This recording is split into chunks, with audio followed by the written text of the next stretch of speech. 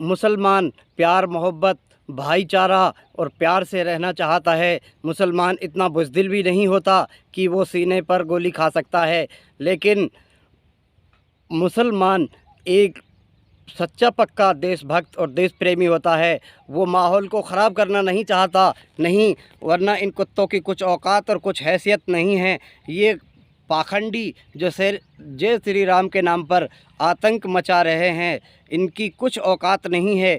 10 रुपये 20 रुपये के देसी पौवे को पी करके ये अपने आप को न जाने कितना बड़ा शहंशाह समझते हैं और मुसलमानों पर अत्याचार करते हैं, निहत्तों पर अत्याचार करते हैं, मुसलमानों की मस्जिदों में आग लगा देते हैं। मुसलमान भाईचारा प्यार मोहब्बत चाहता है, वरना इन कुत्तों की इतनी औकात और इतनी हैसियत नहीं है जो मुसलमानों से नज़र मिला सके। मुसलमान ही खुद अब अपने रास्ते से थोड़ा भटका हुआ है, वरना मुसलमान की तो एक दुआ और बद्दुआ ही ऐसे जालिमों के लिए काफ़ी है। मुसलमान यदि सच्चे दिल से, एक सच्चा मुसलमान सच्चे दिल से दुआ कर दे और बद्दुआ कर दे तो इन जालिमों का 1 मिनट में सफाया हो जाए। अल्लाह ताला इनको ऐसा दर्दनाक अज़ाब दे दें जो इन्होंने सोचा भी नहीं हो, लेकिन मुसलमान ऐसा नहीं चाहता। मुसलमान प्यार मोहब्बत और भाईचारा चाहता है, लेकिन ये कुत्ते माहौल को ख़राब करके भाईचारा और प्यार मोहब्बत को ख़त्म करना चाहते हैं। जब से मोदी जी सत्ता में आए हैं तब से यही आतंक चल रहा है और ये मोदी जी की ही सह पर चल रहा है, वरना और एक बैठे हुए संवैधानिक पद पर बैठा हुआ इंसान रोकना चाहे और ये इन कुत्तों की इतनी औकात है, इनकी इतनी हैसियत है कि जो ये ना रुकें, लेकिन इनको संरक्षण खुद सरकार दे रही है और प्रशासन दे रही है, हमारा प्रधानमंत्री संरक्षण दे रहा है। वरना इन कुत्तों की इतनी औकात नहीं है कि देश का रखवाला, देश का प्रधानमंत्री इनको मना करे और इनकी हिम्मत और इनकी ज़ुर्रत हो कि किसी को परेशान करें।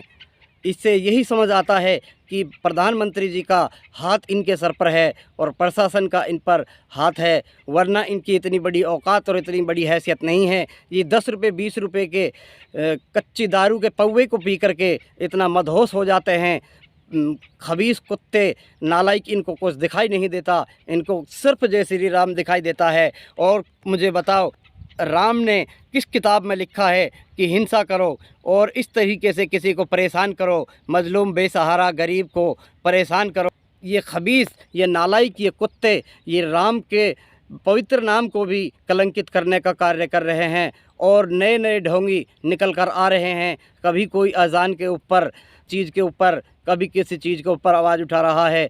ये सिर्फ चंद एक सस्ती शोहरत के लिए, अपने आप को उजागर करने के लिए ये कुत्ते ऐसा करते हैं, वरना इनकी कुछ हैसियत और इनकी कुछ ऐसी औकात नहीं है। टीवी 18 पर बैठ कर के मुसलमानों को टेररिस्ट और न जाने क्या क्या नामों से नवाजता है और मुसलमानों के ख़िलाफ़ हर वक्त 24 घंटे जहर उगलता रहता है। 10 तारीख का मामला है, वो अपने काम को निपटा करके अपने घर गया और उस सोसाइटी में वो रहता था, उस सोसाइटी में एक डीजे चल रहा था, जो जगराते के नाम पर एक डीजे और अश्लील गाने चल रहे थे। उन्होंने देखा 11 बजे वो अपने कमरे से, बिल्डिंग से उतर कर आए, अपनी पत्नी और 6 साल के बच्चे को लेकर उतर कर आए और उन आतंकियों को उन्होंने जब डीजे बजाने के लिए मना किया तो उन आतंकियों ने उसी आतंकी को कहा कि हमारे पास परमिशन है, हम रातों डीजे बजाएंगे। जब उन्होंने ये कोशिश की और उनकी ये कोशिश नाकाम रही तो उन्होंने 112 नंबर पर कॉल करके पुलिस को बुलाया और पुलिस आई, लेकिन पुलिस ने उनको देख करके कुछ नहीं कहा। और तब वो भड़वे जो नाच गाना कर रहे थे, जब उसके और उसकी औरत और उसके 6 साल के बच्चे के पीछे दौड़कर भागे और उन्होंने अपनी भाग करके जान बचाई। उनकी पत्नी ने बहुत ही बेहद और एक पत्र लिखा कि मैं आपको आप बीती बताना चाहती हूँ, मेरे साथ में ऐसा हुआ है। मेरे पति जब रिपोर्ट कराने के लिए थाने में गया था तो उनकी रिपोर्ट नहीं लिखी गई और 2-3 दिन बाद भी रिपोर्ट नहीं लिखी गई और ना ही उन पर कोई कार्रवाई की गई और उन्होंने इतने गंदे गंदे अल्फाज इस्तेमाल किए थे और मेरे पीछे भागे थे। मैं 6 साल के बच्चे से, मेरा बच्चा मुझसे गिर गया। 45 मिनट तक मेरा बच्चा उनके पास रहा और मेरी जान सूली पर टकी रही और मुझे मारने की और धमकी देते रहे।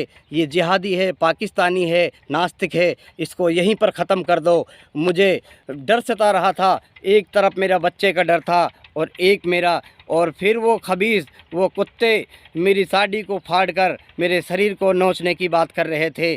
तब मेरा पति आया और मैं और अपने बच्चे को लेकर के अपनी जान छुड़ा करके भागे। ये उनकी करने का फल उनको मिला, लेकिन वो नहीं सोच रहे हैं, फिर भी यहाँ से आगे भी वो मुसलमानों को बदनाम करने की सोचते हैं। तो उनकी ज़ात कोई जलील और ख़बीस नहीं है। अल्लाह ताला ने उनको ये दिखाया है कि तुम मुसलमानों के ख़िलाफ़ हर वक्त जहर उगलते रहते हो, ये तुम्हारा अंजाम है। लेकिन उसकी बीवी का बेचारी का कोई कसूर नहीं था, जो उसकी साड़ी को फाड़ने का और कपड़ा फाड़ने का, चीर-हरण करने का जो वो कुत्ते चैलेंज दे रहे थे। जो भी हुआ गलत हुआ, इसके हम साथ नहीं हैं, लेकिन अब उस कुत्ते को सुधर जाना चाहिए और उसको सोच लेना चाहिए कि जब अपने ऊपर बीतती है तब पता चलता है कि मुसलमानों को मैं रात दिन बदनाम करता हूं, मैं खुद सुरक्षित नहीं हूं। इन गुंडों की वजह से, जिन गुंडों को बढ़ावा दिया जा रहा है, इनकी वजह से कोई सुरक्षित नहीं है। और ना ही ये किसी कौम, मज़हब, किसी बिरादरी से आते हैं और ना ही इनका कोई मज़हब, कौम, बिरादरी से कुछ लेना देना होता है। सिर्फ़ ये एक ढोंगी, पाखंडी और दारूबाज होते हैं। इनके कमाना खाना बस की होता नहीं है। ये हराम की खाने वाले जाहिल सूअर हैं, ये हराम की खाते हैं, इसीलिए ये दंगे फ़साद करते हैं। इसीलिए मेरी नरेंद्र मोदी से ये अपील है, या तो इन कुत्तों पे लगाम लगाए, वरना इन कुत्तों का बहुत बुरा अंजाम होगा और तुम भी बहुत ही जल्द अल्लाह की पकड़ में आने वाले हो। अल्लाह ने बहुत बड़े बड़े बादशाहों को जब ढील देते हैं तो कुछ दिन के लिए देते हैं, भाग ले जितना भागना है, और जब रस्सी को खींचते हैं तो 1 मिनट में उसका इंतकाम ले लेते हैं और उसका नेस्तो नाबूद करते हैं, दुनिया से उसका नाम को मिटा देते हैं। उजड़ गए वो बाग जिनके कभी माली थे, उजड़ गए वो बाग जिनके कभी माली थे। सिकंदर गए जब इस दुनिया से तो दोनों हाथ खाली थे। फ़िरऔन जैसा बादशाह, कितना बड़ा फ़िरऔन बादशाह था, जो अपने आप को रब्बुकुमुल आला, अपने आप को रब कहलवाता था। लेकिन जब अल्लाह ने उसका इंतकाम लिया, उसको पल भर में नेस्तो नाबूद कर दिया और आज वो दुनिया के लिए, इबरत के लिए, नुमाइश के लिए आज तक भी वो मिस्र में है। ना ही उसको उस वक्त धरती ने झेला, ना ही उसको दरिया ने झेला, उसको बाहर निकाल कर फेंक दिया। आज भी उसकी जो डेड बॉडी है वो मिस्र के अंदर म्यूजियम में रखी हुई है और दुनिया के लिए इबरत का एक वाक़या बन गया है। यदि आपको हमारी ये वीडियो पसंद आई हो तो हमारे चैनल मेवात का गुलिस्ता को सब्सक्राइब करें, लाइक करें और हमारी वीडियो को ज़्यादा से ज़्यादा शेयर करें। तब तक के लिए खुदा हाफिज़। फिर मिलते हैं किसी ऐसी ही वीडियो में। अपना ख्याल रखें और इस वीडियो को हर मुसलमान ज़्यादा से ज़्यादा शेयर करें ताकि यह वीडियो मोदी तक पहुंच जाए और इन जालिमों पर लगाम लगे। इसीलिए मेरी सभी से अपील है कि इस वीडियो को ज़्यादा से ज़्यादा शेयर करें ताकि मोदी तक यह वीडियो पहुंच जाए।